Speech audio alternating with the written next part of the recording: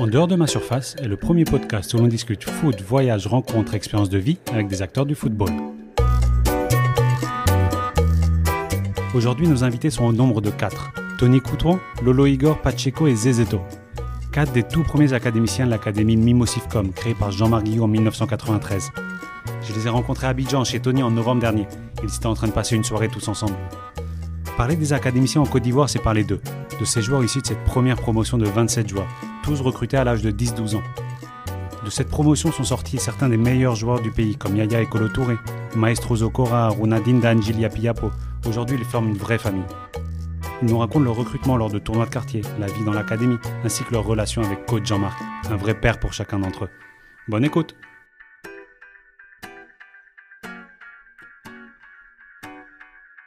Bonjour Tony, comment vas-tu? Oui, ça va, bonjour. Ça va? Bonjour, ça va. Merci de m'accueillir chez toi. Non, de Ça rien. fait très plaisir. J'ai fait des épisodes avec Marco Ney et avec monsieur Jean-Marc Guillou, coach Jean-Marc Guillou, et aussi avec Régis Laguesse. Et je voulais continuer un peu ce petit voyage et j'en profite pour discuter avec un autre académicien. Mais est-ce que tu peux te présenter rapidement? Moi, c'est Tony Coutouin Nancho. Les gens ils me connaissent en tant que Tony Coutouin. Okay. Formé à l'académie, puis une carrière en Europe. Ouais, Académie Jean-Marc Guillou. Voilà. Mimosifcom. Et carrière après? Oui, carrière en Europe. Carrière. Oui, en Europe, à Dubaï, mais j'ai plus passé mon temps à Dubaï. Dans le Golfe, voilà. Ok. Et l'Orient? Et l'Orient, moi j'ai fait l'Orient, j'ai fait Grenoble, tout et tout, mais bon. Après, c'était pas parce que je ne pouvais pas rester en Europe. Ouais. Mais bon, comme on le dit, il y a le destin aussi qui compte. Donc du coup, je me sentais bien dans le golf, quoi. Ouais. Voilà. Et je veux commencer déjà. Aujourd'hui, quand on parle d'académiciens, quand on dit les académiciens, on parle de vous. Bien vous sûr. avez pris maintenant, il y a d'autres académies, mais vous êtes les académiciens de la Côte d'Ivoire. C'est ça. Et tu peux me raconter comment déjà, je trouve ça intéressant, parce qu'on parle tout le temps de la détection, très important pour Jean-Marc Guillou. Oui. Et toi, comment ils sont venus te trouver en fait? Comment ils sont venus me trouver déjà? Je me rappelle que c'était une fois, j'étais à la SEC des jeunes, qui se retrouvaient au Champrou, à Makori. Et c'est vrai que l'académie aussi venait de commencer, mais on ne connaissait pas encore l'académie. Et comme ça, ils sont allés me suivre en train de jouer. Et le coach n'était pas là. Ouais. Mais c'était Zari Mamadou, père à son âme, un entraîneur qui est décédé, qui est venu et il a donné une carte d'invitation à l'entraîneur. Ouais. Et il lui a dit, quand le petit est fini, remets-lui la carte, qu'il puisse aller emprunter le cas. Voilà l'académie. Et j'étais avec plus de 2 ou 3 académiciens. Il y avait Junior, Jiré, il y avait Ndri Romaric et avec Secreto. Mais par contre, eux, ils ont eu la chance d'avoir les tickets. Ils sont allés un mercredi. C'est comme ça, eux, ils rentrent à l'académie. Et moi, j'ai pas eu la chance. Et puis bon, ils ne m'ont pas donné mon ticket. Donc du coup, je ne suis pas allé. Mais franchement, j'avais vraiment envie d'entrer à l'académie parce qu'après, on avait des amis en commun qui étaient déjà là-bas.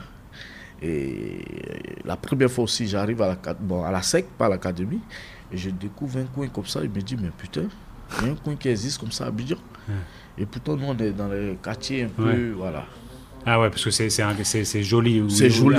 Voilà. Sol béni, c'est joli, particulier l'endroit. Pour une première fois, quand tu arrives là-bas, tu ne peux pas imaginer qu'il y a un coin comme ça en Côte d'Ivoire. Voilà. Et c'est quand j'ai vu ce coin, j'ai dit non, il fallait que je me bats pour qu'il puisse entrer. Et il y avait le coach a organisé un tournoi où je faisais tout pour qu'il puisse me prendre. Et le premier tournoi, ils m'ont pris, mais pas l'entraîneur, ils m'ont pris pour un match. J'ai bien joué. Je ne vais pas être prétentieux. Je ne vais pas dire aussi que j'étais le meilleur, mais j'ai fait le meilleur de moi. Et le coach Lambert, père à son âme, il est décédé. Donc lui, je portais le nom de son beau. Donc le coach Jean-Marc, c'est ce que j'aurais appris. Le coach Jean-Marc dit, mais putain, ce petit, il est bon. Et je portais le nom du... Bon, après, ici, il y a des gens, souvent, ils font des magus, c'est-à-dire, il a enlevé la photo de l'autre et puis il a mis ma photo. Pourtant, ce n'est pas mon nom. Voilà. Et comme ça, le coach, il dit, mais c'est mon beau, Yamigo. Moi, je ne m'appelais pas Yamogo. Et le coach dit, mais c'est mon beau. Il s'en rend compte que ce n'est pas son beau. Et il vient, il me pose la question, comment tu t'appelles? Et moi, je me trompe, j'oublie, je dis mon vrai nom. Et je dis, mais attends, vous êtes des tricheurs. Ils nous ont disqualifiés. Et après, je faisais tout, je voulais jouer, je voulais rentrer à l'académie. Plus que Aruna, Kolo, on était des amis déjà. Oui, pourquoi ils venaient du même quartier? Ou comment on était dans le même quartier, au fait. On est dans le même quartier, et puis on habite côte à côte, on n'est pas loin. C'est incroyable. Donc tous ces joueurs de qualité, vous venez du même endroit? Non, pas nous tous. Mais beaucoup, là, tu m'as cité quelques-uns. Aruna, Kolo Touré, Igor, Yaya Touré, on est dans le même quartier. C'est comme ça. Après, Aruna, Igor et Kolo sont rentrés pour un match où le coach Jean-Marc est venu les a recrutés. J'ai vu ça, je n'étais pas jaloux, j'étais content pour eux, mais je me disais, mais si eux ils vont, il va falloir aussi que je me bats. J'ai tout fait. Bon, Dieu m'a fait grâce, parce que je n'ai pas dit, j'ai été aussi le meilleur du championnat, et puis le coach Jean-Marc m'a détecté. C'est comme ça, il vient. Et il m'appelle, je vais vers lui et puis il me pose la question, est-ce que ça te dit de jouer avec nous? Les mots me manquaient parce qu'il ne pouvait pas. Je voulais lui dire, mais coach, mais c'est pour ça je viens ici, sinon jamais je vais venir, tu vois. Et puis bon, on a rigolé, j'ai attendu, il me dit, bon, il va pas là à l'autre club de la SEC. Mais j'attends, je suis à la maison, je prie, il me dit, mais à quel moment ils vont m'appeler? Et c'est comme ça, un soir, Igor, comme on est dans le même quartier aussi, il vient vers moi et puis il me dit, ah mais ça tombe bien, il y a le coach qui demande de venir. Mais quand il m'a annoncé ça, je te jure que je n'ai même pas mangé parce qu'il me demandait, mais demain je vais à l'académie, je vais rencontrer des nouvelles personnes. C'est vrai qu'il connaissait déjà Kolo chose, mais quand tu vas là-bas, c'est des nouvelles personnes. Parce que les mentalités changent, on les éduque, bon, il y a tout ça là, comment je vais faire? Est-ce que je vais m'intégrer? Mais j'ai pris mon sang-froid, je me suis calmé. Et puis bon, c'est comme ça, au matin, je vais emprunter le car. Et puis j'arrive à Sol-Béni. C'est vrai que quand je suis arrivé, ils étaient déjà là. Mais j'avais peur, j'avais honte. Je me demandais, mais le coach, qu'est-ce qu'il va me dire? Ou bien ils vont me donner un ballon, me dire, bon, essaie de faire ça. Est-ce que je pourrais faire? Mais le coach, il était vraiment cool. Quand je suis arrivé, il m'a présenté. C'est vrai qu'il y a d'autres qui me connaissaient déjà. Et il m'a présenté encore. Parce que toi, t'es arrivé, il y avait déjà combien de joueurs dans l'académie? Je suis l'avant-dernier. De la première promotion? La première promotion, voilà. Je suis l'avant-dernier. Donc, je crois qu'ils étaient déjà plus de 26, voilà. Je suis entré et puis il m'a présenté. C'est comme ça, j'ai fait mon premier entraînement. Et le premier jour, il m'a donné ma tenue. Et là, franchement, je me sentais au paradis parce que je me suis dit, enfin, je suis rentré à l'académie. C'était mon rêve. Maintenant, aller jouer en Europe, c'était pas trop ça. Plus que mon rêve, c'était déjà d'intégrer l'académie. Et pourquoi tu savais que c'était déjà si incroyable cette académie? Elle avait quoi d'incroyable? Qu'est-ce qui se disait? Parce que c'était le début. Voilà, c'est le début, mais au fait, ce que je vous fais comprendre, comme je vous l'avais dit, j'avais jamais pensé qu'il y avait un centre de formation qui était suivi, qui était, comment on appelle ça, qui était bien encadré. Ça n'existait pas? Ça n'existait pas.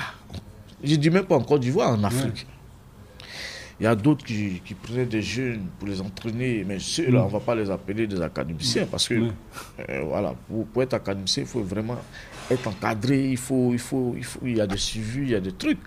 Mais quand moi je suis rentré là-bas, il y avait presque tout. Il y avait des encadreurs, il y avait tout en fait. Donc mon rêve, j'avais comme l'impression que mon rêve s'est réalisé. Et en même temps, ils m'ont plus laissé, puisque j'ai eu un tuteur en même temps, le coach. Moi je suis resté chez le coach, je vivais chez le coach. Et je me suis dit, mais attends, c'est des trucs qui m'arrivent que je n'ai jamais pensé. Moi je me disais peut-être que j'allais rester toujours dans mon quartier et puis essayer de galérer. Mais une fois là-bas, franchement, j'ai appris beaucoup. J'ai appris beaucoup, puis ça a changé beaucoup en moi. Il y a eu un avant et un après, c'est clair. Oui, c'est clair. Mais le problème, vu que vous êtes pressé, seulement le jour où vous venez, je vais prendre mon temps, vous expliquer, parce que souvent, moi-même, quand je pense de la manière, comment je fais pour arriver à l'académie, souvent, moi-même, je pleure, parce que j'ai galéré. Les gens pensent que nous, les académiciens, on n'a pas... c'était pas chaud, on était jeunes, on est entré à l'académie. Non, mais est-ce qu'ils savent comment on a fait pour entrer à l'académie? Rien que ça, c'était déjà un parcours compliqué. Bien sûr, les gens, ils savent pas. Moi, je marchais de mon quartier. Moi, j'étais à l'Indénier, à Djamé, jusqu'à Makori pour pouvoir m'entraîner. Ah ouais. Parce qu'au début, vous ne dormiez pas là-bas? Non, à ce moment, on ne dormait pas encore à l'académie. Ouais, c'est après. C'est après, oui. On ne dormait pas à l'académie, mais moi, en même temps, j'avais un tuteur chez le coach. Donc, ok. Et voilà. Toi, et après, toi, tu as fait partie de cette première promotion qui a eu cette entrée. Et toi, tu as joué ce fameux match contre l'Espérance de Tunis? Bien sûr, c'est moi, je suis sorti et puis Aruna, il est rentré. Donc, c'est le fameux match où c'est vous, les académiciens, pour la première fois, vous jouez pour la première équipe d'ASEC, pour vous représenter l'ASEC en Coupe d'Afrique. Oui, en finale contre l'Espérance de Tunis. C'est moi qui ai commencé avec Zézé. Ok. Et devant, parce que oui, devant, parce que moi je joue en attaque, mais nous les académiciens on jouait plus sur le côté. Okay. Comme on était vous jouez sans vrai neuf aussi? Un faux neuf en fait. Nous on était tellement petits, donc on se dit si on joue dans l'axe, on aura du mal à recevoir les balles, donc on partait plus sur le côté, recevoir le ballon pour pouvoir aller en profondeur ou soit à 1 contre 1. Et après bon, j'ai fait ce que je pouvais. Vu que moi, dans le temps, moi j'avais beaucoup de crampes. Et je suis sorti, c'est là Aruna il est rentré. Et il marque? Aruna il marque le deuxième but, il pique. Voilà. Ok. Et après ça, vous partez, voilà, il y a beaucoup de ces joueurs qui partent à Beveren. Oui, après ça, en même temps, il y a d'autres qui sont à la Beveren, vu que le coach avait un truc là-bas. Ils sont à la Beveren et le coach disait qu'au fur et à mesure, il allait faire partie de l'académicien. Et tu te rappelles ton arrivée là-bas? Non, moi, je n'ai jamais joué à Beveren. Moi, je suis à la Lorient. Oui, c'est vrai, toi, tu n'es pas. Voilà, je suis à la Lorient. Avec Baki. Ok. Donc, et ça, c'est via un agent qui est venu vous chercher, qui vous a proposé Lorient? En fait, après là, moi, je suis allé d'abord à Dubaï. Et j'ai fait 3 mois. Et on a joué un match amical, on allait en stage en Suisse. On a joué un match amical contre, je pense, il y a un club en Suisse là. Lausanne? Non. Lausanne. C'est Lausanne ou... Vous savez de Genève? Je sais plus. Genève. Ouais. Et ce jour-là, j'avais... Et c'est Laurent Koubis qui était chose. Mais j'avais tellement joué qui me disait, Lausanne, je pense que Lausanne où ils sont venus voir pour que moi je puisse venir jouer avec eux. Ils disent non, qu'ils me laissent pas. C'est comme ça que Laurent Koubis est pas à la Lorient. C'est comme ça que je suis à la Lorient. Ok, qui était en première division? Non, on était en 10e division. Voilà, on était en Ligue 2. Mais après, en 2012, j'étais à Lorient. Ouais, t'es retourné. Ouais, je suis retourné en 2012, mais ça n'allait plus pour ce...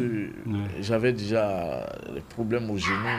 Dis-moi, toi, qu'est-ce que tu trouves que Jean-Marc Guillot et en fait les formateurs qui vous ont accompagné, qu'est-ce qu'ils vous ont apporté?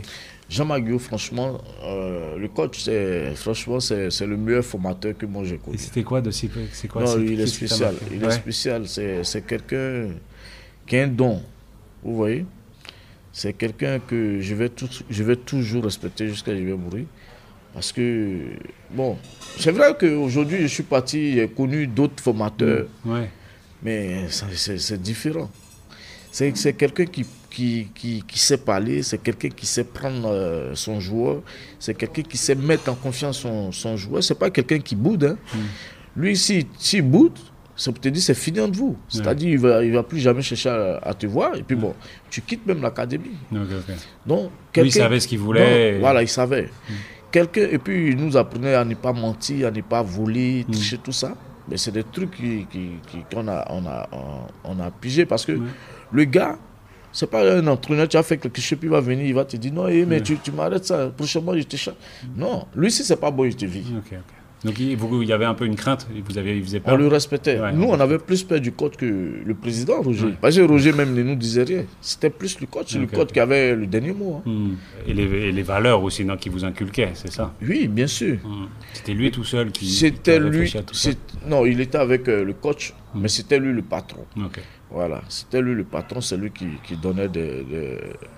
Et c'est vrai que si petit, il vous disait, nous, vous allez jouer une Coupe du Monde, il vous parlait de ça? Oui, mais le coach c'est quelqu'un, il croit hein, quand il dit et puis il le fait. Ouais. Et le coach, il nous a appris dans le temps, on joue au foot, ne mettez pas de l'argent dans la tête. Okay. Ça va venir. C'est pour le foot. C'est que le foot. Vous, les 6 ans à l'académie, 5-6 ans, c'était vous pensez qu'au football? Qu'au football. Et pas, non, pas d'argent. Ouais. Pas d'argent, pas de... à l'Europe non plus forcément. Non, pas. On ne rêvait pas d'aller jouer en Europe parce qu'on se disait, on était déjà fort ici.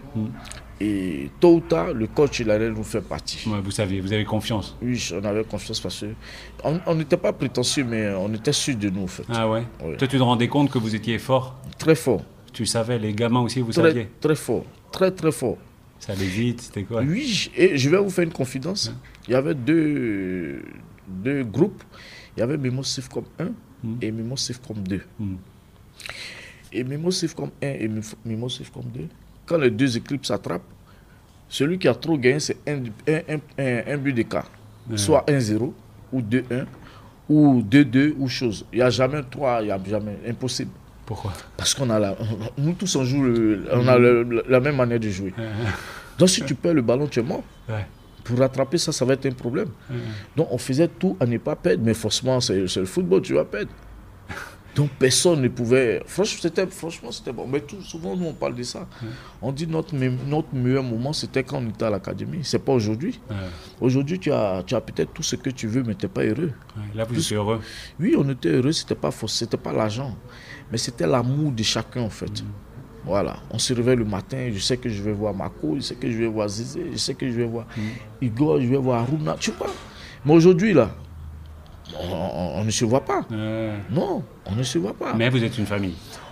Bon, on reste une famille. Vous restez une famille. Oui, on reste une famille. Mais nous aussi, on est jaloux, nous les académiciens. Les gens ne savent pas, mais nous les académiciens ne croient jamais qu'on est jaloux parce que le nom académie, là, l'académicien, là, ça reste que nous. Ouais. La première et la deuxième et la troisième génération.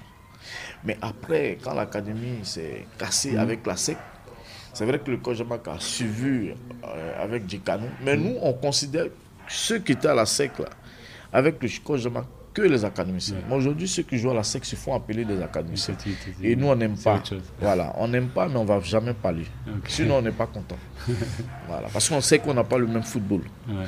On fait ça pour protéger le coach parce que le coach, franchement, il est spécial. Je sais qu'on pourrait parler des heures, mais vous êtes beaucoup là, donc j'en profite. Parce que vous êtes tous ici en soirée. Donc vous retrouvez de temps en temps comme ça, comme ce soir? Bien sûr, bien sûr. Ouais, entre bien des petits groupes? Bien sûr. Mais tout le monde est proche? Oui, on est très proche. Non, il n'y a pas de jalousie. C'est vrai qu'on se taquine, mais il n'y a pas de jalousie. Non. C'est Marco qui est un peu bizarre parce que lui, souvent, quand tu l'appelles, il décroche quand il veut. Non, du coup, il est stoppé, voilà. Ouais, président, quoi. Oh, non, lui, c'est mon petit, lui, chicoté.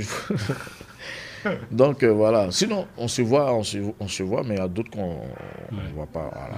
Voilà pourquoi il y a eu une distinction entre ceux qui ont fait les grosses carrières, comme les frères... C'est ça. Est-ce que ça a cassé ça un peu ou...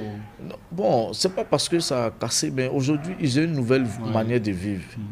Et nous, on n'y va pas. Voilà, on n'y va pas. Tu sais, quand ça arrive, il faut respecter son choix. Voilà pourquoi je vous ai dit tout à l'heure. Parmi nous, il y a d'autres qui préfèrent qu'on était à l'académie que la vie de maintenant. Aujourd'hui, je ne pourrais pas voir Kolo si je veux. Mais quand on était là-bas, je le vois, je fais ce que je veux. Mais aujourd'hui, c'est différent. Parce qu'il a un statut, il a... voilà, donc il faut respecter, voilà. Et c'était qui le meilleur quand vous étiez gamin? Chez nous, il n'y a jamais eu de meilleur. Il n'y a jamais eu de meilleur. Mais Marco, il m'a dit que c'était lui. Non, il n'y a jamais... oui, non, c'est pas vrai. Il t'a dit, c'est comme moi, je peux te dire, c'est moi. Mais je vais te dire, il n'y a jamais eu de meilleur parce que tout ce que l'autre fait, l'autre peut faire. Même Copa Barry, qui était le gardien, il arrivait à faire ce qu'un attaquant fait. Donc, du coup, il n'y a pas eu de meilleur. Maintenant, comme on le dit... Marco m'a dit junior. Oui, mais c'est ça. Marco, lui, il a dit junior. Si tu prends notre académicien, il va te dire Joss. Si tu prends notre académicien, moi, comme ça, si tu me demandes, je vais te dire Madinho. Chaque voilà, a son truc. Maintenant, en attaque, quand tu me demandes, je te dis c'est Aruna. Parce que Aruna, c'était mon joueur. Voilà, c'est comme ça. Bon, merci Tony. Est-ce que tu as d'autres choses que tu aimerais raconter? Non, ça va. Ce qui est prochainement, quand vous allez venir, je pense qu'on va faire, voilà. On va faire un truc.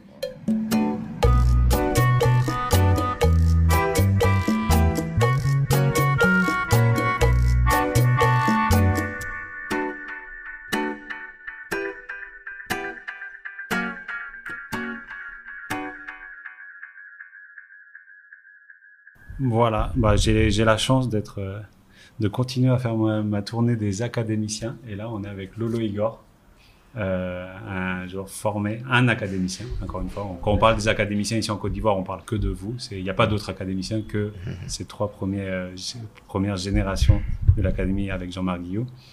Est-ce que tu peux te présenter en quelques mots déjà? Je suis Lolo Igor, je suis né à Djopé, né en 82. Ouais. Je suis issu de l'académie, de la première promotion. Voilà, et voilà. Ok. Et tu as fait une carrière en Europe? Oui, j'ai fait ma carrière professionnelle aussi, au niveau de Beveren d'abord, après la SEC. Ouais. Ah, t'es revenu? Non, je veux dire de l'académie à la SEC, Beveren, après Metalurg Donetsk avec Arsène et Yaya Touré. Ouais. Et après, je reviens en Anvers, au GBA. Et après le GBA, je pars à Genk. De Genk, après Genk, je pars à Monaco. Ouais. De Monaco, je fais 3 ans à Monaco. Après, je vais en Russie, rejoindre Marco. Okay, ouais. À Kuban, avec Lassina Traoré. Et après ça, je me retrouve à Rostov, une autre équipe pas loin de Kuban. J'ai fini ma carrière à Ostello en Belgique. Une belle carrière. T'es content?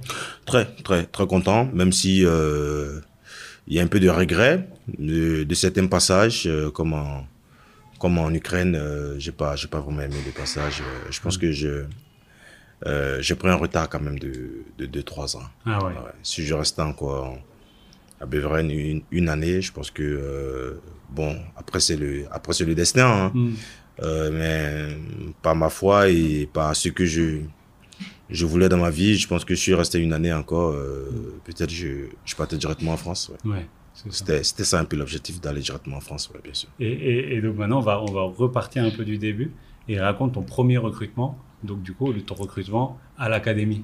Ça s'est passé comment pour toi la détection, cette fameuse détection? Bon, il faut savoir que la détection, elle était en 2 phases. Hein, la détection, d'abord, j'ai fait une première détection qui était au Golf Hotel, où je suis parti avec mon frère parce que j'étais tout petit, mais j'étais un peu plus grand de taille, tu vois. Après, le coach Jean-Marc, il a trouvé que j'étais grand, il m'a trouvé très bon, mais il a trouvé que j'étais un peu plus grand de taille. Donc il m'a dit, à ce moment il y avait la section, ASEC, Mimosa, Poussin, Minime et Cadet. Il m'a confié au coach, paix à son âme, le coach Michel, qui m'a pris pour m'amener à la SEC Poussin. Mais moi, je trouvais que la SEC Poussin, c'était trop petit pour moi, alors que je n'étais pas âgé. Je trouvais que le niveau était petit pour moi, mais donc je dis au coach que je ne peux pas jouer avec les poussins, j'aimerais jouer avec les minimes. Donc j'ai été avec minimes. Et mon recrutement s'est fait ici à Badjam Adjamé. C'est un tournoi qu'on appelle le tournoi de Badjam. C'est quoi? C'est un gros tournoi? Oui, c'est un tournoi durant les vacances, les vacances scolaires. Et c'est un grand tournoi où j'ai fait mes performances là-bas. C'était, je peux dire, 1 an et demi après. Ok. Donc le coach... Pendant cette année, il y y avait l'académie, ils étaient déjà là? Oui, c'était déjà, c'était le recrutement qu'il faisait en 93, où il cherchait les purs talents. Okay.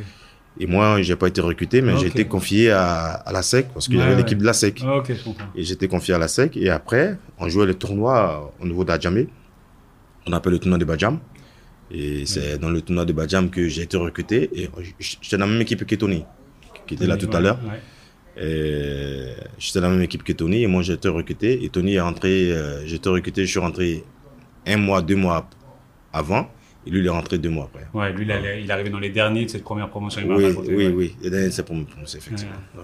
Et toi, comment tu savais si petit, quand tu es arrivé pour ta première détection avec ton grand frère, comment ça s'est su qu'il y avait ce blanc qui allait commencer à faire cette académie, ou c'était quoi qui se disait? Non, c'était la passion. Vous savez que depuis tout petit, on était passionné de foot. Voilà, on était passionné de foot et on jouait partout dans les quartiers. Voilà, partout dans les quartiers ici, à Yopougon, à Djamé, à Makori, à Koumassi, on jouait que on appelle ici notre tournoi de 55 ou 6-5, on appelle ça le comité. Voilà, le comité, donc, c'est de bouche à oreille. Et dans les journaux, on a entendu qu'il y a un blanc qui est venu ici, qui fait des détections. Pour faire une académie, ça veut dire qu'un centre de formation. Et moi, ça m'intéressait, j'ai parlé à mon frère, aux parents, et mon frère m'a accompagné. Mais après, j'ai pas... Tu n'avais pas à l'époque? C'était le premier qui avait... Oui, c'est le premier, le grand centre de formation, c'était le premier. À l'époque, c'était les équipes qui avaient des équipes de poussins, de minimes, de cadets, de juniors. À l'époque, c'est comme ça, on les appelait. Maintenant, ça a changé, c'est devenu un centre de formation, les U20, U15, U16. Donc, à l'époque, c'était poussins, minimes, tout ça. Donc, à cette époque-là, j'ai entendu que il y avait un blanc qui était arrivé, le coach Jean-Marc qui... Mais sans savoir qui était ce Jean-Marc. Je ne connaissais même pas, mais je voulais intégrer l'académie. Je voulais intégrer parce que je voulais faire de ça mon métier. Je voulais faire de ça. Ouais, depuis tout petit, moi, c'était que le football. Et dans ces tournois, ou en tout cas dans ces matchs, dans les comités, tu dis, ou en tout cas à ce niveau-là, vous vous connaissiez finalement, ceux qui ont été pris à la fin, vous vous connaissiez déjà?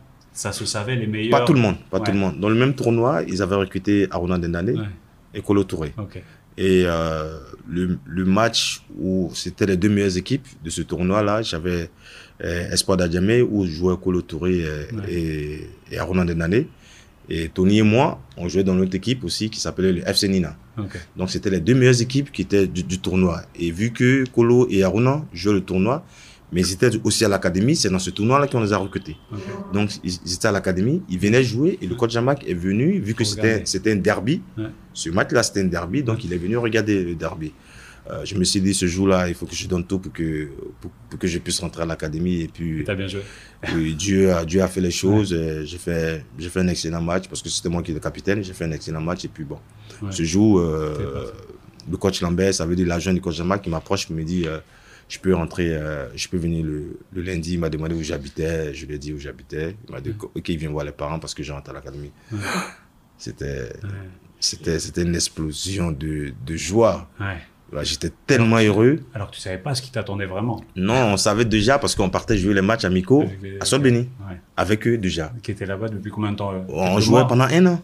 Parce que tous les mois, je veux dire une fois par mois ou une fois tous les 2 mois, on avait les matchs amicaux là-bas, on partait jouer à chaque fois. Donc, on voit un peu comment est-ce qu'ils jouaient. Le football, magnifique. Donc, ça jouait déjà bien. Ouais, ça jouait déjà bien. Et donc, on s'est dit, il fallait y intégrer. Et là, qu'est-ce qu'aujourd'hui, peut-être toi qui as vu après plein d'entraîneurs et plein de formateurs, j'imagine, tout au long de ta carrière, et c'est quoi aujourd'hui que tu peux dire qui est marquant chez Jean-Marc Guillou, en tout cas à ce moment-là? Non, c'est un perfectionniste. Voilà, il aime la perfection. Et aujourd'hui, je vois encore combien de fois il se perfectionne encore, combien de fois. Ça dit, je dis c'est un génie. Pourquoi je dis c'est un génie? Parce qu'il imagine des choses qui sont imaginables. Non, c'est incroyable. Souvent, je suis parti au Mali, à l'Académie du Mali, de Bamako. J'ai vu les enfants travailler. J'ai dit, merde. Comment est-ce qu'il fait pour imaginer les exercices? Les exercices, c'est... Et là encore, à Djikanou ici, où il y a des jeunes encore, c'est imaginable. Mais en même temps, il dit tout le temps, il fait des choses simples. Mais c'est des choses simples, mais c'est des choses difficiles à faire pour quelqu'un de normal. Au point de vue de normal. C'est-à-dire qu'il faut faire des exercices où le ballon, je ne sais pas quoi, mais à l'académie, au truc, à Bamako, j'étais parti, donc je voyais Salam qui est à Monaco actuellement. Le petit Salam, je ne sais pas si tu vois. Il était en train d'aider un autre joueur, donc j'ai filmé et j'étais en train de faire parce que c'est chronométré. Ça veut dire de la ligne médiane au milieu et du milieu à la ligne médiane. Il fallait faire il fallait faire 30 secondes. Avec le ballon? Non. Avec le ballon. Mais en jonglant? En jonglant. Toi et moi, tu es à droite, moi je suis à gauche. Mais tu fais, on joue seulement que de l'extérieur. C'est-à-dire, extérieur comme ça, tu mets extérieur et on va comme ça, rapidement. Et arrivé à la ligne médiane, on retourne. Moi, qui avais le pied droit, je retourne à pied gauche. Extérieur comme ça, mais il faut faire ça rapidement, sans que le ballon tombe. Vous imaginez, ça c'est de la technique pure. Et ça, vous faisiez ça aussi? Nous, on faisait encore des exercices encore moins difficiles. C'est ce que je suis en train de dire. Nous, c'était encore moins difficile. On trouvait ça difficile, mais eux encore, je trouve ça encore vraiment difficile. À l'époque, on faisait le dynamique, c'est-à-dire jongler comme ça avec le ballon. C'était pas chronométré. Nous, on faisait ça de la ligne médiane à l'autre ligne médiane, de la ligne médiane ici. Tu pouvais prendre ton temps, mais il fallait pas marcher. Et la deuxième promotion de Yaya, Salomon, Boka, tout ça, eux, ils ont mis le temps. Ça veut dire qu'ils ont mis 1 minute pour eux. Donc, il fallait aller encore plus vite sans faire tomber le ballon. Donc, au fur et à mesure, les exercices devenaient encore plus difficiles. C'est pourquoi, à chaque fois, les autres générations, les autres promotions devenaient encore de plus en plus forts. Donc, moi, je le trouve, je pense que Coach Jean-Marc, c'est un génie. Ouais, et il vous a apporté aussi d'autres choses, mis à part cette technique. Oui, il nous a apporté, être mature dans la vie, il nous a apporté l'éducation. C'était beaucoup de... pas forcément beaucoup, mais il y avait l'éducation, il fallait être sérieux de ce qu'on faisait. Il nous inculquait déjà être homme. Ouais. Voilà, parce qu'on vivra seul si on partait en Europe. Oui, vous dites. Donc, il nous apprenait comment on devait vivre avec les éducateurs qui étaient là. Il leur disait ce qu'il fallait nous apprendre et tout. Donc, Et donc après, il y a eu cette histoire-là. Toi, t'as joué ce fameux match en finale contre l'Espérance? Non, j'ai pas joué. J'étais blessé. J'étais blessé, J'étais blessé. Mais bon, on a tous savouré ce moment, Mais j'étais blessé. C'était regrettable parce que j'étais blessé. Comme Marco aussi, il était blessé. Donc, on n'a pas joué ce fameux match. Et je change un peu de sujet, mais est-ce que c'est ce qui est incroyable aussi de Jean-Marc Guillot, c'est que tout petit, vous disiez déjà, non mais vous allez jouer en sélection, vous allez participer à des Coupes du Monde. C'était son objectif en tout cas, avec vous. L'objectif, c'était d'abord de jouer les Jeux Olympiques. Les Jeux Olympiques 2000, non, c'est ça? 2000 ou... oui, 2000, oui. De 2000. Il vous disait ça? Il vous le disait? Oui, c'était l'objectif, de jouer les Jeux Olympiques 2000. C'est la folie quand il pense à des gamins de 12 ans. Depuis 93, 94, il se projetait déjà en 2000. Vous voyez comment est-ce que le gars, c'est un génie. Il se projetait déjà en 2000 depuis 93, 94. Il se projetait en 2000 pour jouer les Jeux Olympiques. Et après, il nous disait qu'on allait faire les 90% de l'équipe nationale de Côte d'Ivoire. Il était sûr. Il était persuadé. Et effectivement, on a fait les 90% de l'équipe nationale pendant au moins 15 ans. Mais avec ça, une 80 gamins. Avec toute cette génération de la première, deuxième promotion, troisième promotion. Après, on a joué tous ensemble parce qu'il n'y avait pas trop d'écart d'âge. Il y avait 2 ans ou 3 ans avec la troisième promotion, ou 4 ans maximum la quatrième promotion. Donc, bon. Et vous y croyez, vous aussi? Il a réussi à vous le mettre dans la tête? Oui, parce que au fil du temps qu'on faisait des matchs contre des équipes et que le championnat de Côte d'Ivoire qu'on avait commencé, les équipes, on les écrasait. Alors, on écrasait tout le monde, les 4-0, les 5-0, les 6-0. Après, on a fait le tournoi de Toulon. Le tournoi de Toulon où on a affronté pas mal d'équipes, pas mal de pays, je veux dire. Et oui, c'était un bon moment. On est arrivé jusqu'en demi-finale. C'est parce qu'on a perdu la demi-finale, mais bon. Vous étiez tourné. Mais on se projetait déjà. La formation que le coach Jean-Marc nous donne, c'est une formation qui te permet, quand tu arrives au niveau professionnel, avec la grinta que tu peux rajouter au niveau technique, tu t'en sors. Et on le voit dans tous ceux qui sont apportés en Europe, que vous avez fait des choses là. Effectivement. Et là, on sent que même encore maintenant, vous êtes un peu une famille, non? Oui, on est toujours ensemble. On est toujours ensemble avec Marco, tous les Zezeto, Pacheco, Tony, Aruna, c'est parce qu'il a une équipe nationale, Kolo, quand il vient à Abidjan. Oui, on se retrouve tous ensemble. Tous ceux qui sont là présentement à Abidjan, on se retrouve. Et ceux qui sont en Europe aussi, quand on peut se retrouver, on se retrouve. Quand il y a pas de... Erico qui est en Algérie, mais quand il vient à Paris, même Diabis qui est ici, qui était au Mali, qui est ici, quand il est à Abidjan, on se retrouve à Paris quand il vient. Donc, bon, on passe du temps ensemble, tant qu'on peut se voir. Chacun a ses activités, mais tant qu'on peut se voir, on se retrouve tous. Comment ça se passe, le joueur qui vient là d'Abidjan et qui se retrouve à Monaco? Non, déjà Monaco, c'était un rêve. Parce qu'on était, pour nos premiers voyages, c'est à Monaco qu'on a atterri. Oui, et puis on était omnibulé par le lieu de l'environnement, les joueurs. les joueurs même des centres de formation de Monaco. Parce que vous êtes entraîné là-bas. Oui, on s'entraîne, on a joué contre le centre de formation. Ici à Abidjan d'abord, comme là-bas aussi, on a joué contre eux. Donc, bon, c'était un rêve pour moi. Je me suis dit, un jour, il faut que j'arrive à Monaco. Et après Genk, quand ils m'ont proposé Monaco, j'ai dit, je ne peux pas refuser. Ça, même si on me donne 1 euro pour que je parte là-bas, je ne suis pas à Monaco. Mais bon, c'est une façon de parler, mais c'est pour dire, ouais. Et Dieu merci. C'était en quelle année ça? En 2009. Je suis arrivé en 2009 à Monaco. Est-ce qu'il y a des anecdotes de ces moments où, gamin à l'académie, des choses... vous étiez très, très sérieux ou beaucoup taquins, beaucoup taquins. Vous voyez, d'un groupe, on se taquine, mais quand nous sommes sur le terrain, c'est de la concentration. Mais au niveau de l'académie, c'était les meilleurs moments quand même qu'on a passé ensemble étant petits. Après, tout le monde à aller dans différents clubs, on se voyait qu'on pouvait, mais c'était un vrai moment. Et j'ai posé la question aux autres.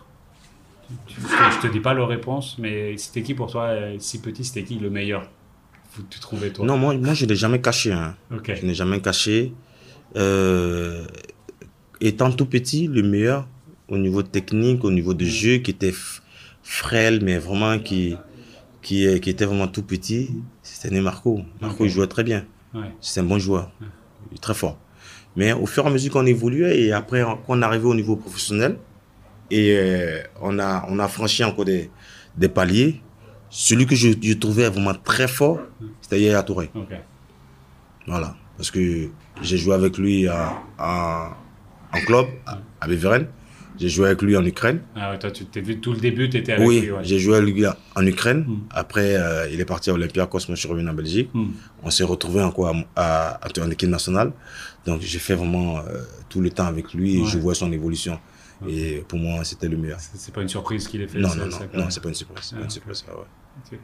Tony, il n'a pas voulu répondre à ma question. Qui a Tony? Et Marco, il m'a dit Junior. Oui, Junior. Non, c'est vrai aussi que j'ai oublié Junior, mais Junior aussi, c'est vrai que c'était le meilleur joueur, étant à l'académie. Ah ouais. Oui. Et Marco aussi, il venait en deuxième position, mais le meilleur joueur pour nous à l'académie, c'était Junior. À l'académie, petit, là? Ouais, petit, c'était Junior. C'était Junior, ouais. Bon, bah merci beaucoup. De rien. À très bientôt. À très bientôt, salut.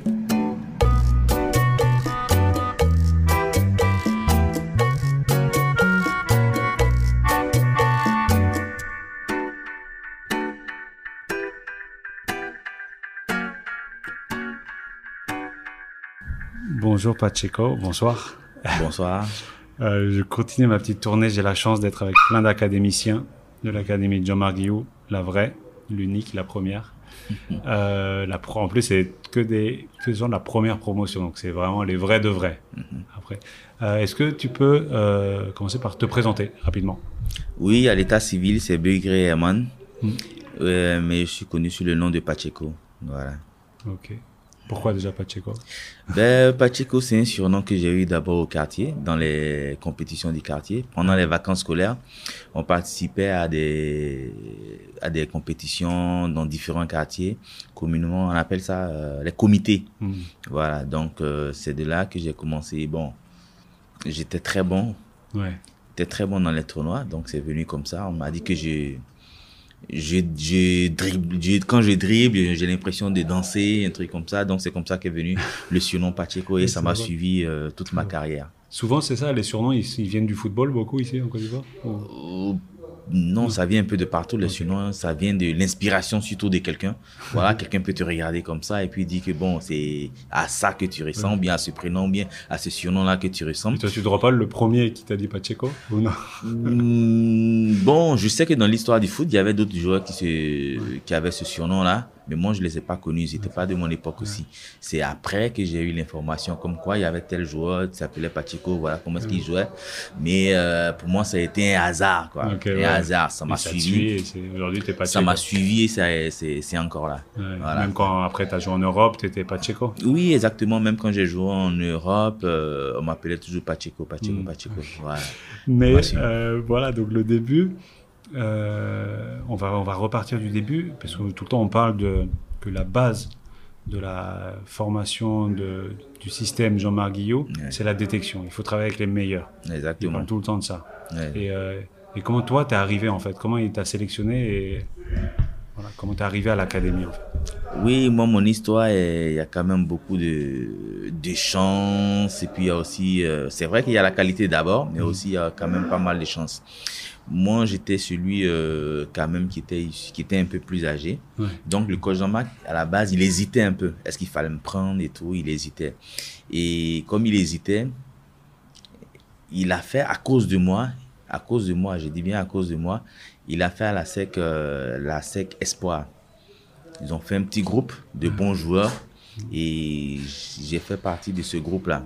Okay. Bon, après... Donc, tu n'étais pas dans son académie? Au départ, je n'étais pas à l'académie. Mais par contre, j'ai participé au tournoi de détection de l'académie. Voilà. Et quand on me prend, on dit, oh, Pacheco, il est un peu plus âgé, donc bon, est-ce que ça vaut la peine de le garder à l'académie? Parce que bon, après hésitation, il dit, mais bon, le coach m'a dit, mais pourquoi ne pas faire une équipe réserve de la SEC? Donc, on m'intègre dans l'équipe réserve. Bon, je crois l'équipe réserve a duré à peu près 6 mois. Et comme ça n'a pas donné le résultat qu'ils attendaient, on dit non, Pacheco, on ne peut pas le laisser comme ça parce que c'est un très bon joueur. Donc, c'est comme ça que j'intègre l'académie. De la première promotion, je suis le dernier à intégrer l'académie. Oui, alors, tu es le plus vieux? Oui, bon, j'ai quand même le même âge que Copa. Ouais, mais mais voilà, mais par rapport à tous les autres, j'étais quand même... Voilà. Okay. Donc, voilà un peu pour ma petite histoire, quoi. Voilà. Et c'est une promotion de combien? Cette première promotion, vous êtes combien? On était au nombre de 27, je crois. Okay. Avec le décès d'Armando, on était au nombre de 26. Okay. Voilà. Donc, voilà, j'étais le dernier à clôturer l'effectif de la promotion. Oui. Okay. Ouais. Incroyable. C'est une très belle histoire pour moi. C'est un coup de bol. C'est plein de choses, quoi. C'est plein de choses. Et comme tu dis au début aussi, de la qualité. Exactement. Il y a ça d'abord et puis ensuite, le coup de bol suit. C'est tout ça. Et toi, dans les tournois de quartier, tu sortais du lot?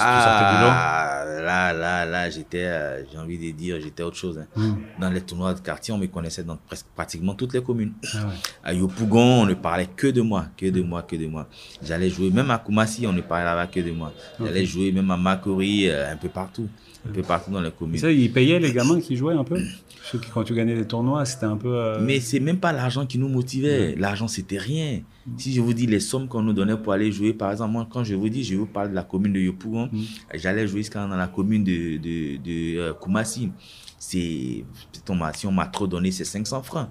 Voilà, 500 francs, c'est dérisoire, certes, mais c'est plus la passion, quoi. Notre envie de conquérir différentes communes. Quand on entend qu'il y a un meilleur joueur qui est dans telle commune, et on vient nous chercher, il faut qu'on aille battre ce meilleur joueur-là. Et c'était comme ça, quoi.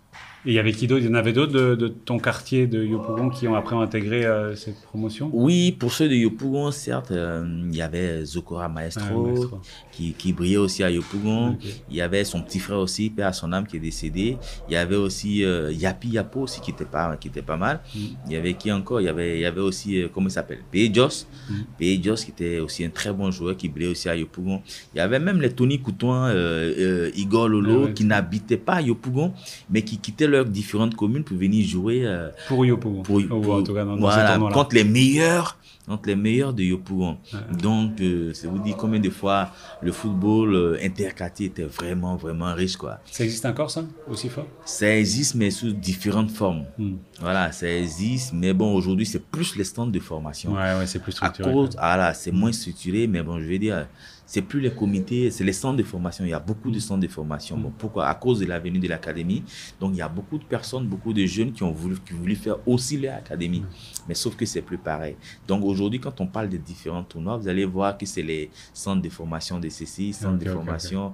Voilà. Par contre, nous, avant, c'était des joueurs qu'on prenait comme ça individuellement, à l'état brut comme ça, pour constituer une équipe pour aller jouer les différents tournois. Il y avait un entraîneur ou même pas?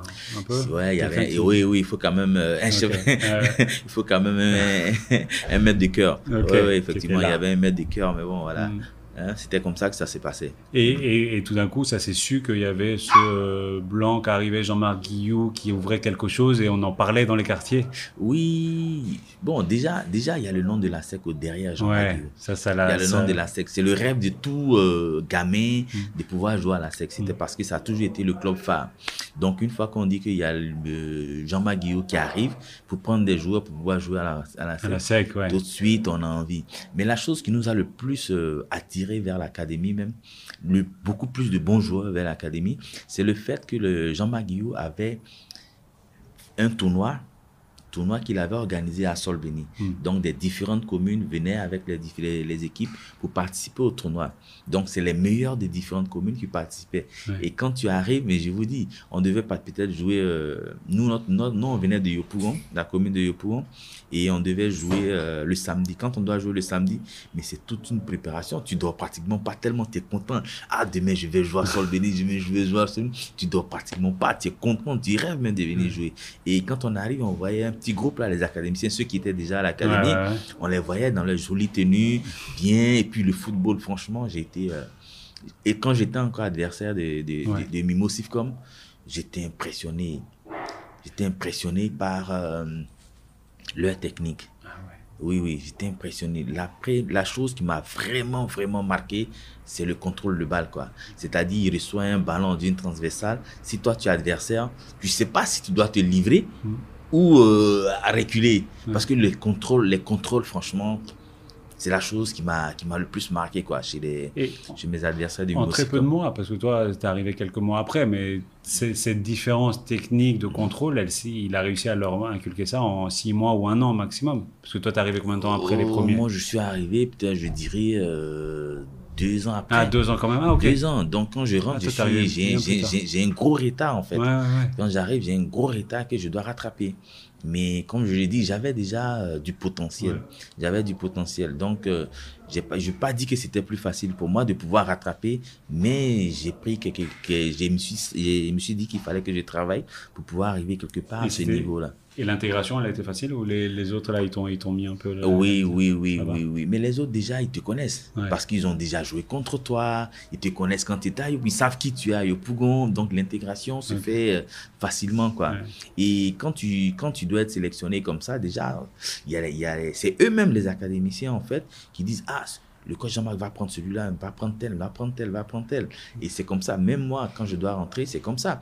Ceux qui sont à l'académie qui disent « Ah, le coach Jean-Marc va te prendre. Le coach, il faut être sérieux, continue ce que tu fais, C'est comme ça. Et ça te motive, ça te donne encore l'envie de jouer jusqu'à ce que tu rentres à l'académie. Et tu te rendais compte, après, une fois que tu es rentré dedans, que vous étiez... c'était spécial et que vous étiez vraiment à un niveau... vous vous rendez compte de votre niveau? Mais avant même de rentrer, tu sais que c'est spécial. Quand tu voyais les autres jouer, les académiciens jouer, tu sentais que c'était spécial. Et quand tu arrives, voilà, tu es obligé de te fondre dans la masse.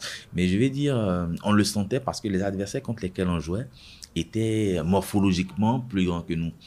Donc, quand tu arrives à les battre, sans qu'ils aient, j'ai envie de dire, d'adversité, tu comprends que tu es spécial. Mais je vais dire, nous, on se rendait pas compte de ce qu'on faisait. Peut-être le coach Jean-Marc, parce qu'il nous disait qu'on était capable. Des fois, je le regardais, puis je me disais, mais de quoi il parle celui-là? Il nous disait qu'on était capable de faire certaines choses. Je dis, mais attends. Oui. Niveau technique, au niveau tout. Au niveau technique, au niveau progression, il nous faisait savoir qu'on avait un bon niveau.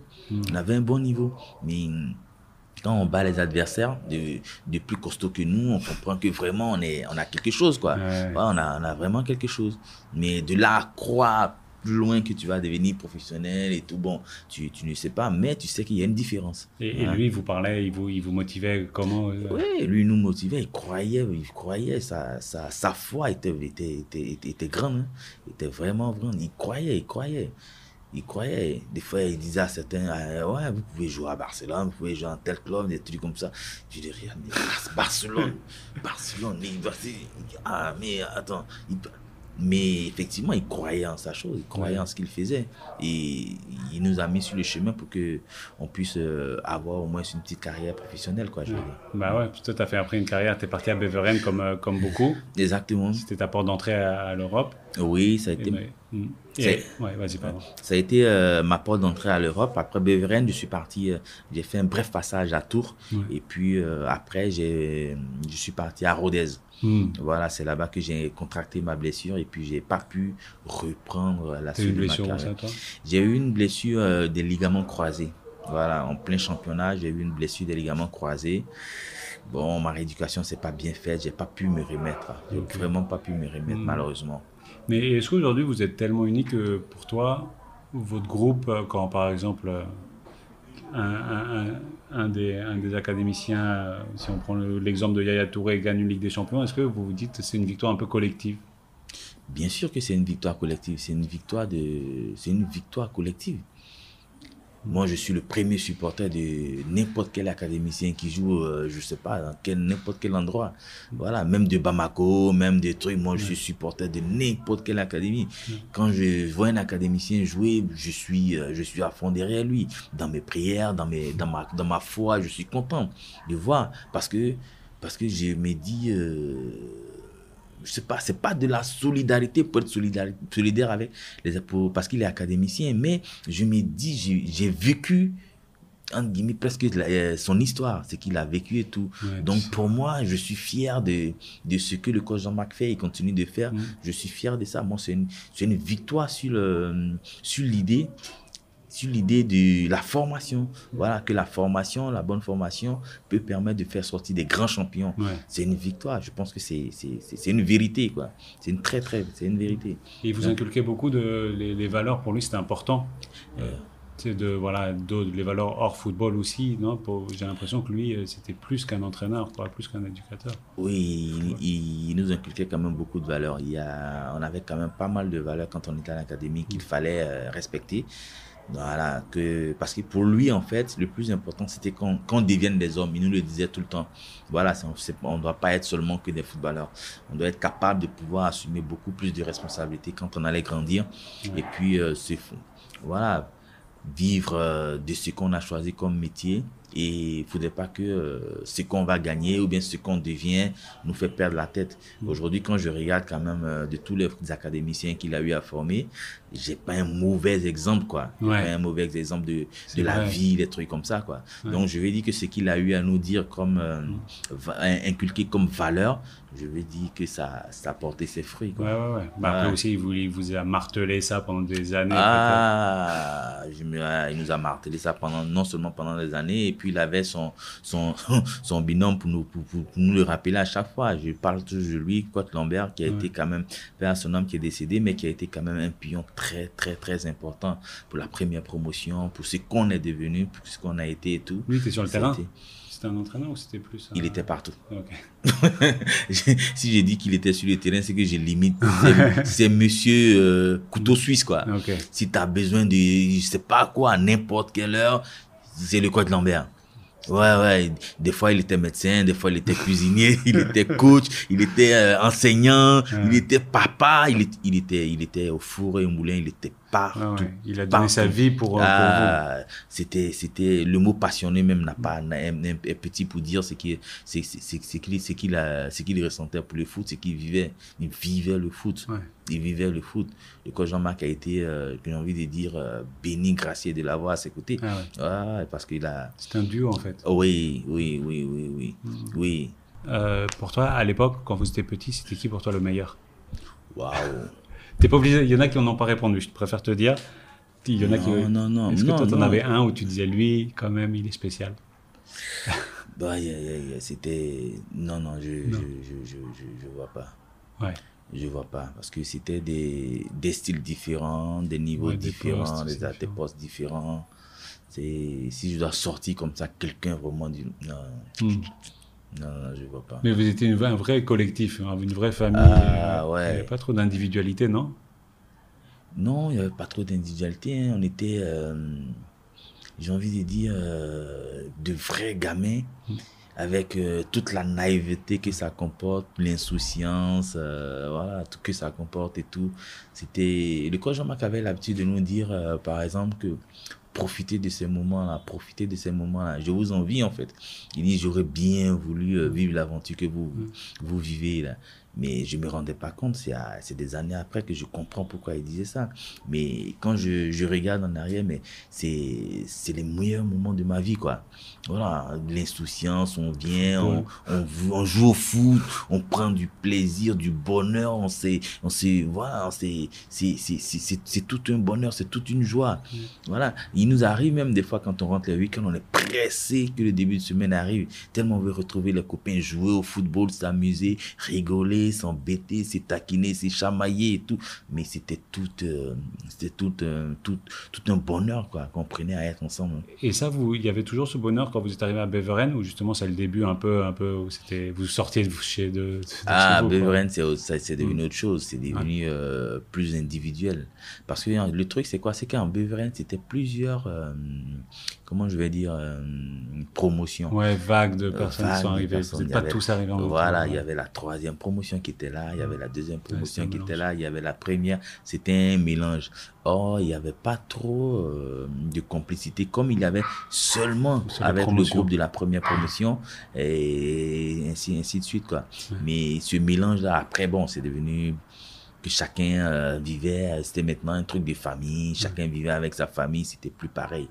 C'était plus les gamins qui vivaient seulement entre eux, voilà, toute la semaine. Il fallait, à Beveren, il faut aller, pour rentrer après à la maison, tu as ta vie familiale et tout, c'est fini, voilà quoi, c'était devenu un peu plus sérieux, j'ai envie de dire.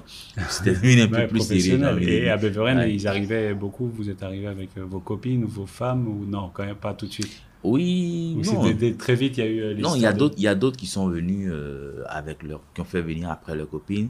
Il y a d'autres qui se sont trouvés des copines là-bas. Il y a d'autres qui sont restés célibataires. C'était un mélange un peu de tout, quoi. C'était un mélange de tout. C'était une continuité de la vie avec chacun, avec même des séparations, mais j'ai envie de dire, hein, il y a eu de tout, quoi. Il y a eu vraiment de tout. Vraiment de tout. Donc, c'était différent. Et toi, tu as joué cette fameuse... Coupe de Belgique? Non, j'ai pas joué. Quand moi je suis arrivé en 2005, bon, on commençait on allait vers la fin. Des Beveren, ouais. Du coup, partenariat avec Beveren et tout. Donc ça a été un peu plus difficile. Okay. Bon, bah, très bien, Pacheco. Merci beaucoup. Est-ce qu'il y a d'autres choses que tu as envie de raconter? On pourrait, je pense, parler des heures Ouais, je pourrais parler des heures de ma vie à l'académie, de ce que l'académie m'a apporté, de comment l'académie m'a rendu homme, beaucoup plus mature. Il y a tout ce qu'il y a comme enseignement de la vie au niveau de l'académie. Tout ce qu'il y a comme enseignement. Bon, ça a été en tout cas du bonheur. Ça a été en tout cas du bonheur. Il y avait qui dans cette académie? Donc tu m'as parlé, il y avait Jean-Marc Guillot, il y avait son fidèle collaborateur, Coach Lambert. Et il y avait qui d'autre? Il y avait un intendant, ou est-ce qu'il y avait des cuisiniers? C'était un groupe de combien de personnes? Un staff de combien de personnes pour toi? Autour de vous, quoi. Autour de nous, au niveau de l'enseignement, il y avait 3 enseignants. Au niveau comment je vais dire, des coachs, il y avait 3 coachs. Il y avait 3 coachs. Après, au niveau de l'intendance, il y avait que le coach Lambert. Voilà, mais lui, il faisait pratiquement tout, quoi. Intendant, sous-directeur, enseignant, cuisinier, coursier, il faisait pratiquement tout. Voilà. Et au-dessus, Jean-Marc Guillot, c'est dans les 3 entraîneurs que tu l'as cités? Il y avait Jean-Marc, voilà, un peu, il était un peu un directeur, mais il venait très souvent sur le terrain. Très souvent, il était sur le terrain. C'est-à-dire, il allait peut-être au siège de la SEC, il travaillait jusqu'à 11h midi, il venait. Des fois, s'il y a certains exercices, des fois, il est même en chemise, pantalon, il va enlever sa chaussure et il est aussi sur le terrain avec sa chemise et son pantalon, il est aussi sur le terrain. Il va finir, peut-être il va aller déjeuner, il va retourner, il va aller peut-être encore au bureau, il revient l'après-midi et on se retrouvait tous ensemble à 17h. À 17h, c'était l'entraînement avec tous les groupes et tout le monde se retrouvait. Le coach Jean-Marc des fois, il était arbitre, bon.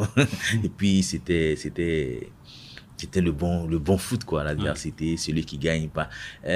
On ne voulait pas arrêter à cette heure-là. Même quand il est l'heure d'arrêter, le coach Lambert est obligé de nous menacer pour qu'on arrête. Allez à la douche. On est obligé de nous chasser avec la force pour qu'on quitte le terrain parce que ça s'arrêtait pas. Oui, des fous de foot. Oui. Si on faisait une compétition où on dit l'équipe qui sort va à la douche, tu vas voir, il va sortir, l'équipe va sortir, mais elle va se cacher, elle va pas à la douche, elle va se mettre dans le rang encore pour pouvoir jouer encore. On ne voulait pas arrêter de jouer. On ne voulait pas arrêter de jouer. C'était vraiment une passion, une vraie passion pour le foot. Voilà. L'insouciance et le football. L'insouciance et le football. Tu n'as même pas envie de devenir professionnel, tu as envie de rester seulement que dans cette période de ta vie là, qu'elle ne change pas, qu'elle ne bouge pas, rien quoi, rien, seulement ce moment-là, tu es resté, tu grandis plus, le lendemain n'arrive plus, tout reste comme ça intact, rien ne change, voilà, c'était vraiment merveilleux. Mais là, en échangeant avec vous tous, on sent que là, il s'est passé un truc, une osmose là, c'était plus fort que, c'était fort. Oui, c'était vraiment fort, même pendant les repas et tout. Il arrivait à midi, par exemple, quand on allait manger à midi, il arrive des fois que le repas ne suffisait pas. Tu vas voir, on va enlever chacun dans son assiette pour partager de façon à ce que celui qui n'a pas eu la puisse avoir. Même les soirs, on partageait pratiquement tout. C'était toute une vie, c'était toute une famille, c'était une solidarité. On ne parlait que de ça, la solidarité, on ne parlait que de l'amusement. Franchement, c'était une très bonne époque. C'était une très bonne époque. Très bonne époque. Voilà. Ceux qui n'étaient pas vraiment à l'intérieur ne peuvent vraiment pas se rendre compte. Eux, ils ont vu seulement le côté footballistique. Mais la vie à l'intérieur est 100 fois meilleure. 100 fois meilleure. Ça n'a rien à voir. Ça n'a rien à voir. C'était un autre monde. Et c'est sûr que même les Ligues des Champions que certains ont gagné, ça change. Ils changeraient ça pour... ils changeraient, non, je vous dis. Ils sont capables de changer ça pour ce moment-là. Pour ce moment-là, c'est du bonheur. C'est du bonheur. Bon, merci beaucoup, Pacheco. À très bientôt. Merci bien. Bonne fin de soirée. Et on se recroisera bientôt. Avec plaisir. Merci avec beaucoup. Plaisir. Salut.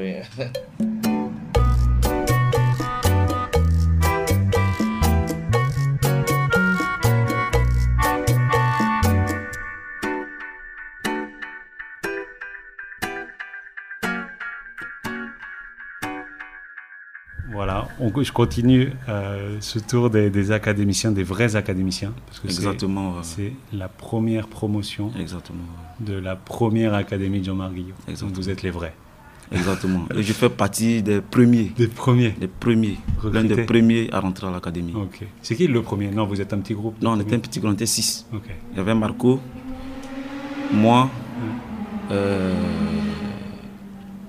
y avait Amoua Diaki, il y avait Secreto, faut pas que je me trompe, peut-être Junior et tout. Voilà, on était 6 au départ. Ça a commencé fin 93, l'académie.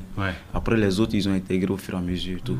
Le dernier à rentrer, c'est Pacheco. Qui m'a dit là. C'est le dernier à rentrer. De cette première promotion. Et est-ce que tu peux te présenter rapidement? Oui, moi je m'appelle Zézé Venance, à l'état civil. Et mon petit nom que j'ai eu à l'académie et qui m'a suivi toute ma carrière, Zézéto. Voilà, j'imagine que tu jouais bien, tu touchais bien le ballon du coup. J'étais pas mal. Bon, tu sais, quand on passe à l'école du coach Jean-Marc, c'est normal qu'on sache faire quelque chose. Donc, j'étais pas mal. Et comment toi, comment il t'a trouvé? Moi, je viens d'un quartier, un grand quartier qu'on appelle Abobo. L'un des plus grands quartiers d'Abidjan, qu'on appelle Abobo. Donc, à l'époque, j'étais tout petit, c'était, on va dire, dans les années 93. Fin 93, début 94, donc je venais à peine d'avoir 11-12 ans, 12-13 ans, voilà. Et j'ai vu une annonce dans le journal de la SEC, qu'on appelle à l'époque Les Enfants s'amusent. C'était déjà ça. Voilà, Les Enfants s'amusent. Donc il y avait une annonce où on disait que, voilà. À l'époque, il y avait 2 clubs où tous les enfants rêvaient de jouer, c'était la SEC et l'Africa Sport. Voilà. Donc quand j'ai vu l'annonce, comme tout gamin, tout le quartier est venu me chercher, parce que vous savez, dans les quartiers, il y a toujours un petit joueur qui est bon, qui est pas mal. Donc, quand il y a une annonce, tout le monde vient le chercher. Donc, c'est comme ça. J'ai un grand frère du quartier. Il est venu me voir. Mais on fait l'annonce pour faire un test à la SEC et tout. Et c'est comme ça que je me suis retrouvé au grand stade d'Abobo, qu'on appelle le complexe d'Abobo. Et j'ai fait mon premier test là-bas. Et quand Jean-Marc ils m'ont donné une convocation. Et après, il y avait un deuxième test qui était à Djamé. Et là, quand j'ai participé, là, c'était concluant. Donc, j'ai reçu la convocation définitive pour rentrer à l'académie. Voilà comment je suis rentré. Et toi, quand tu étais petit, avant de rentrer, comme tu dis, tu étais déjà un des meilleurs. Les gens, ils parlaient de toi peu dans mon quartier. Dans mon quartier. Quand tu vas dans tous les quartiers, tu vas voir un gamin qui est pas mal là. Ouais. Tout le monde, quand tu dis, ah, mais est-ce qu'il y a un bon jeu ici, automatiquement, ils vont te dire, ah, il est quelque part, ils vont le chercher. Et c'est comme ça à peu près nous tous. Voilà. Et après, très vite aussi, même une fois que vous étiez dans l'académie, vous étiez encore plus connu partout à Abidjan, partout en Côte d'Ivoire presque. Ouais. On savait que vous étiez des académiciens, mais même petits, non? Même petits, ouais. C'est pas à Beveren, Non, c'est pas. C'est depuis 14 ans, depuis ici. Ouais. Depuis, on était déjà des stars ici, avant même de partir en Europe. Ouais. Voilà. Même avant même de jouer à la SEC. Ouais. On ne va pas dire des stars, mais on était déjà connus, on connaissait l'académie, on savait que parce qu'on faisait beaucoup de matchs dans les quartiers. Puis de quoi jamais qu'il a une bonne idée aussi de faire une tournée à l'intérieur du pays avec les académiciens, oui. Donc on faisait toutes les villes pour faire des matchs et comme ça. Et vous battiez tout le monde? Oui. Ouais.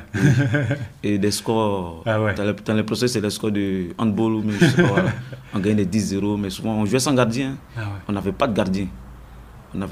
Souvent on prenait un joueur, on le mettait dans les buts et puis on jouait sans gardien. Mais on avait tout le temps le ballon, donc ça faisait que les autres, ils avaient du mal à marquer aussi. Donc, et cette histoire-là que vous jouez, il vous a formé les premières années pieds nus aussi? Pieds nus. Toute la formation, on a fait pieds nus. Donc, quand on a commencé à avoir 15-16 ans, il a instauré des degrés. Ouais. Voilà. Bien avant.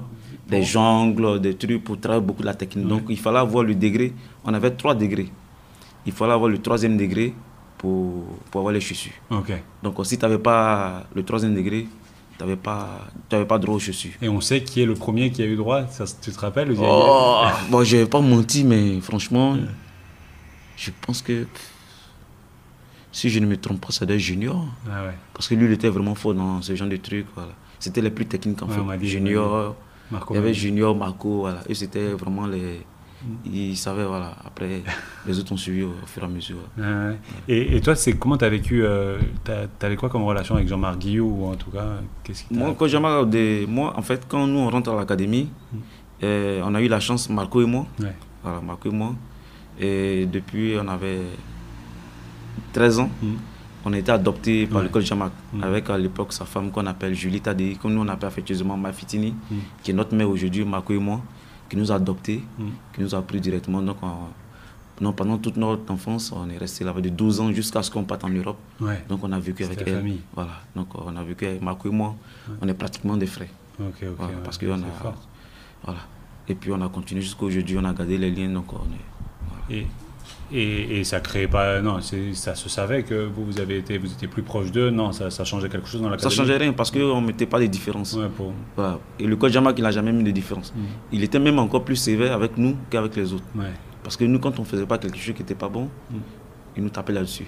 Voilà, il mettait des sanctions. Bon, non. Donc, les autres ne voyaient pas il n'y avait pas de différence. Sauf quand on rentrait, là, on était les enfants du coach Jean-Marc et tout. Okay. Mais une fois qu'on est arrivé à Sol Béni, c'était fini, on était comme tout le monde. Donc, il n'y a jamais eu de différence entre nous et les autres. Et puis, ça, c'est...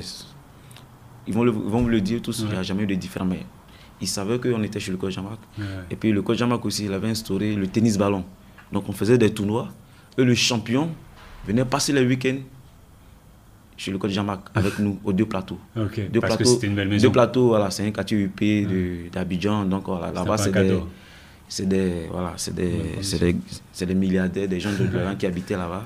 Et comme nous, on était là-bas, donc chaque week-end, celui qui était champion, il venait passer le week-end. Donc, tout le monde venait et tout. Voilà.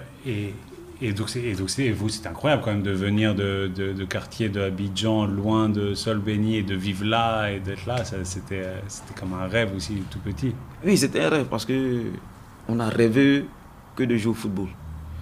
On a rêvé que de jouer au football. Et quand on arrive à la SEC, à l'académie surtout, ça change. On joue sur des meilleurs terrains, un bon terrain qu'on n'avait même pas connu. On joue dans les quartiers avec sur du sable. Donc là, vraiment, on était vraiment bien. On n'avait pas de soucis on était vraiment bien là-bas. Mais et si on revient un peu sur Jean-Marc Guillou, c'était quelqu'un qui était comment très strict, ou il était froid. Vous avez quoi comme relation à l'académie? C'était quel type d'éducateur? Le coach Jean-Marc, dans les débuts, il était vraiment sur le terrain.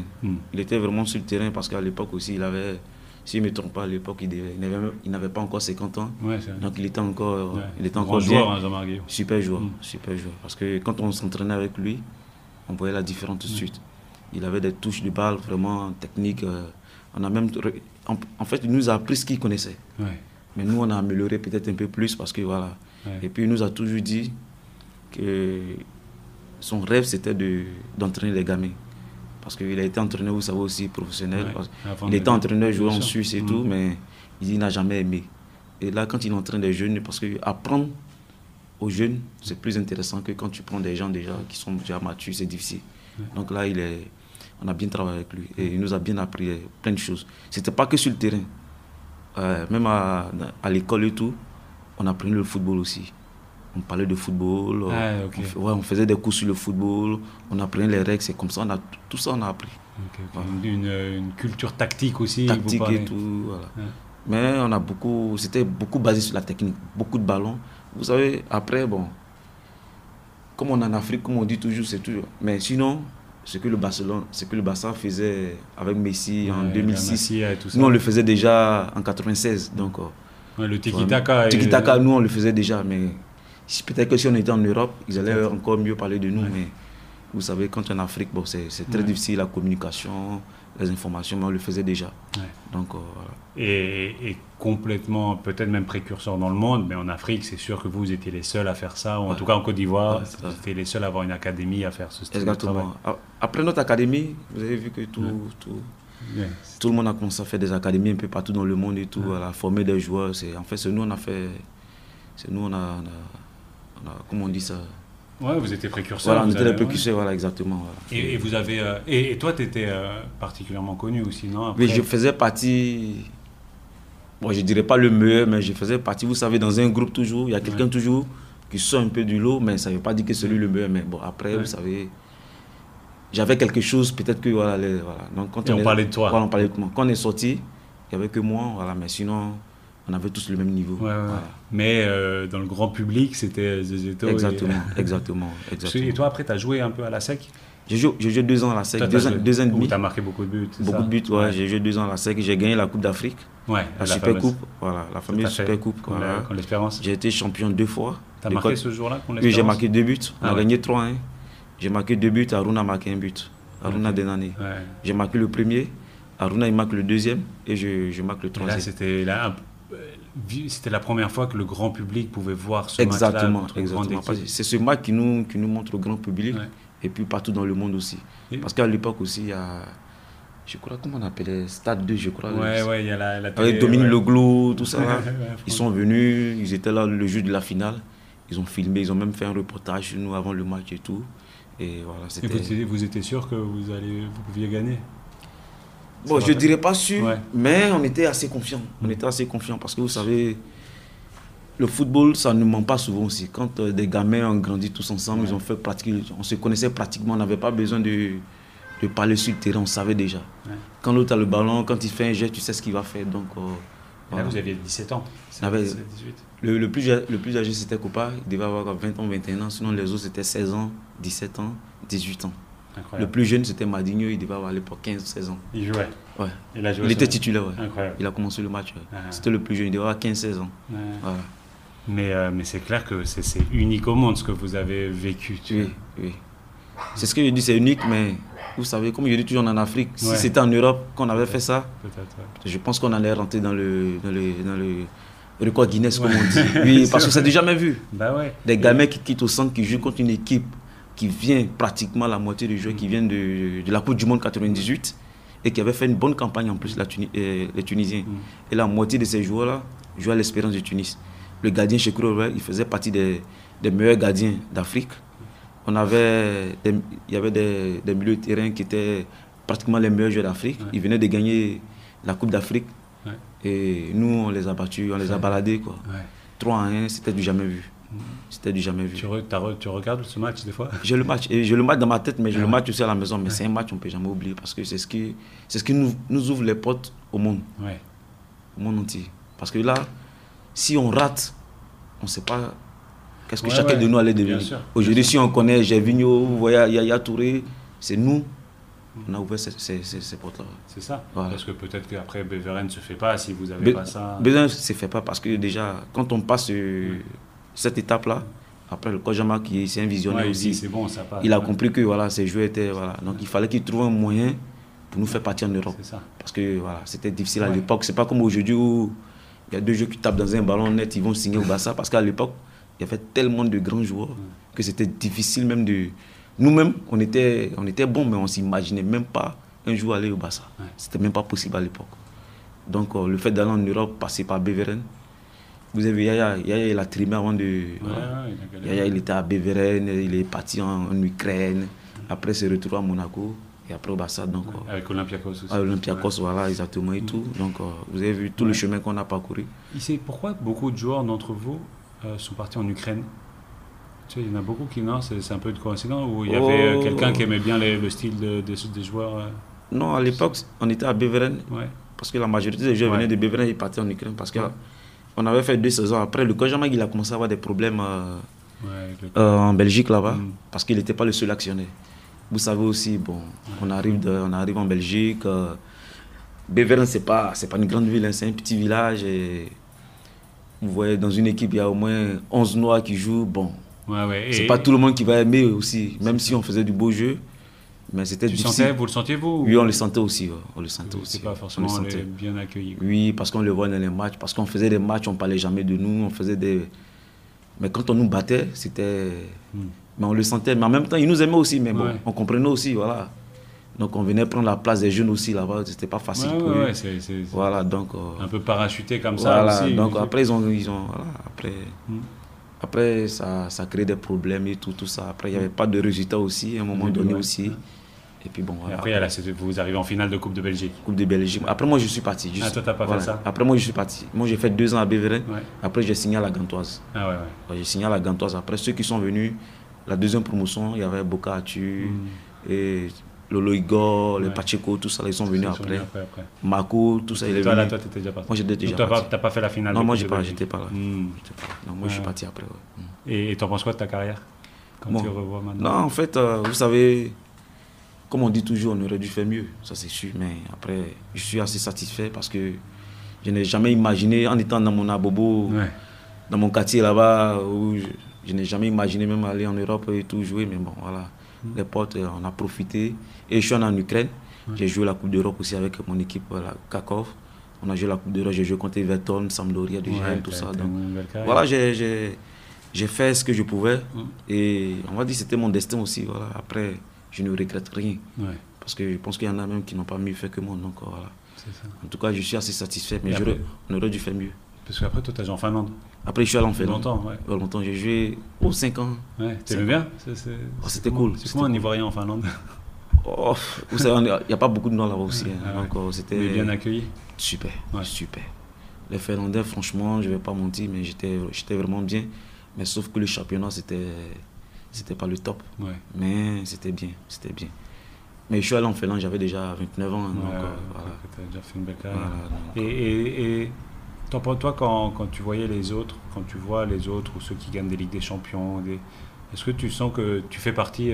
Est-ce que vous avez gagné une Ligue des Champions? Est-ce que tu dis on a gagné une Ligue des Champions ou quand même pas? Non, je ne dirais pas on a gagné parce que ceux qui ont gagné, ils le méritent. Ils le méritent. Mais en même temps, on est fiers parce qu'on s'est dit, c'est nous on a ouvert cette porte. C'est nous si on parle de Yaya Touré comme une légende aujourd'hui, même de Manchester City, c'est nous on donne l'opportunité à ces jeunes-là de pouvoir s'exprimer aussi. Vous voyez Gervinho qui a fait toute sa carrière, Salomon Kalou qui continue encore, Salomon Kalou. Si vous voyez Kolo, vous voyez tout cela, c'est nous on a ouvert cette porte-là. Et en même temps on est fiers. Et puis quand on voit Kolo, on pense à l'académie, donc forcément on fait partie tous de l'académie. Voilà, après dans la vie, le destin est individuel aussi. Donc voilà. Et je pense que ça se sait que si vous n'étiez pas là, il ne serait pas là non plus. C'est un tout. Je ne dirais pas, mais voilà, on peut dire ça comme ça. Parce que si on n'avait pas passé cette étape de gagner la Coupe d'Afrique avec la SEC, je pense que... Parce que quand on a commencé ce match, avant même de jouer le match, le public ne venait même pas qu'on y joue. Même le président. Je me souviens, à la veille du match, il est venu nous voir. Il dit, vous êtes sûr que vous voulez jouer? Si vous n'êtes pas prêt, on peut changer toujours. On a dit, non, président, ne vous inquiétez pas, on va jouer. Donc jusqu'à même à la dernière minute, même quand on est arrivé au stade, les supporters ils ont commencé à nous menacer. Si vous perdez, vous allez voir, parce que les plus grands, c'est-à-dire les plus grands étaient mis de côté alors qu'ils venaient de gagner la Coupe d'Afrique quand même. Ils venaient des champions d'Afrique. Et nous, on les a tous enlevés, on vient prendre la place. Et là, on devait jouer la Super Coupe. Et c'était pas évident. Donc le public même était même pas... Donc le stade n'était même pas plein parce qu'il y en a qui sont restés à la maison. Ils ont dit, faut pas, ils vont aller... comment on dit ça? Les enfants vont perdre. Et puis, donc, c'est au fur et à mesure. Ah ouais? Après 15 minutes, quand ils ont vu, ils ont dit, mais merde, attends, les enfants, ils sont pas mal. Hein. Il faut qu'ils viennent. Et le public, ça c'est sûr. En deuxième mi-temps, c'était fou. Incroyable. C'était fou, incroyable. Mais c'est vrai que vous n'avez pas mis de côté une équipe de pied cassé. Non, c'était champion d'Afrique. Champion d'Afrique. Ouais. Champion d'Afrique. Incroyable, Jean-Marc Guillot, d'avoir. Il a fait le forcé. Mais il était. Quand Jean-Marc, il avait une qualité, c'est qu'il avait vraiment confiance en nous. Ouais. Il avait confiance en nous. Totale, confiance totale. Et on lui rendait tout le temps aussi. Ouais. Donc il avait vraiment confiance en nous. Bon, et il vous disait, vous allez gagner, bien sûr. Vous allez jouer aux sélections. Si vous jouez, comme vous savez, il n'y a pas de raison qu'on n'y gagne pas. Il n'y a pas de raison qu'on n'y gagne pas. Et je me souviens même, on joue le match, après il y a 1-1, les autres ils égalisent, il y a 1-1. Et à un moment donné, à la mi-temps, on se rend compte que ça va être compliqué. Le coach Jean-Marc vient et dit, non, ne vous inquiétez pas. Tranquille. Continuez à jouer comme vous savez, vous allez voir ça. Et ça nous a motivés. Et quand on allait, on a déroulé. C'était tranquille. Incroyable. Voilà. Bon, Zézeto, merci beaucoup. Pas de souci. Ouais. À très bientôt et je reviendrai. J'espère qu'on pourra échanger à nouveau. Il n'y a pas de souci. Ouais. Il y a beaucoup de choses à dire sur l'académie. Je pense qu'il y a beaucoup. On n'a pas dit beaucoup là. Non, on n'a pas dit beaucoup. Et puis aussi, on voulait rendre hommage à notre coach aussi, coach Lambert, qui nous a quittés l'année passée aussi, qui était vraiment le bras droit du coach Jean. Ouais, je sens que c'était quelqu'un d'important pour vous. Hein. Très, très, très important parce que comment je dirais ça, depuis le début de l'académie, il était tout le temps là. Il a sacrifié sa famille pour être avec nous. Pour les gamins. Oui, que ça. Il a fait que ça. Que ça. C'est beau. Voilà. Donc on lui rend vraiment hommage parce que sans lui, on ne serait pas là aussi. Voilà. Ok, merci. À bientôt. D'accord, ok, il n'y a pas de souci.